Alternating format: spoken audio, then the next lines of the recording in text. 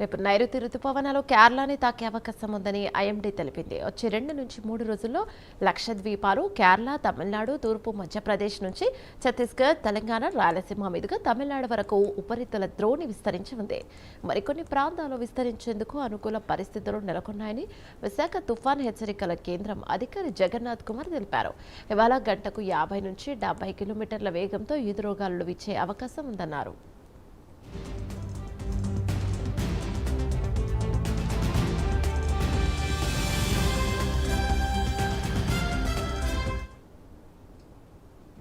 నైరుతి రుతుపవనాలు స్థిరంగా ముందుకు కదులుతున్నాయి. నైరుతి రుతుపవనాల యొక్క ఉత్తర గమనానికి పరిస్థితులు అనుకూలంగా ఉన్నాయి.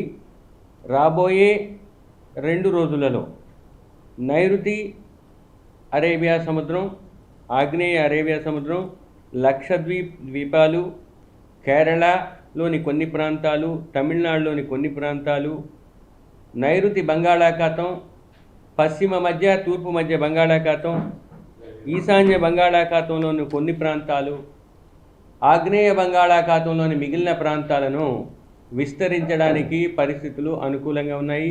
అనగా రమారమి 4వ తేదీ నాటికి కేరళ తీరాన్ని తాకే అవకాశాలు కనిపిస్తున్నాయి. తూర్పు మధ్యప్రదేశ్ నుండి ఈశాన్య తమిళనాడు వరకు ఒక ఉపరితల ద్రోణి 0.9 కిలోమీటర్ల ఎత్తులో ఉన్నది. ఇది ముఖ్యంగా తూర్పు మధ్యప్రదేశ్, ఛత్తీస్గఢ్ మరియు తెలంగాణ, రాయలసీమ మీదుగా తమిళనాడు వరకు విస్తరించి ఉన్నది.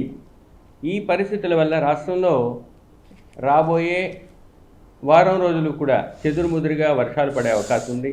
ముఖ్యంగా మొదటి 5 రోజులు ఉరుములు మెరుపులతో కూడిన తేలికపాటి నుంచి మోస్తరు వర్షాలు కొన్ని ప్రాంతాలలో ఉత్తర దక్షిణ కోస్తా జిల్లాలలో పడే అవకాశం ఉన్నది.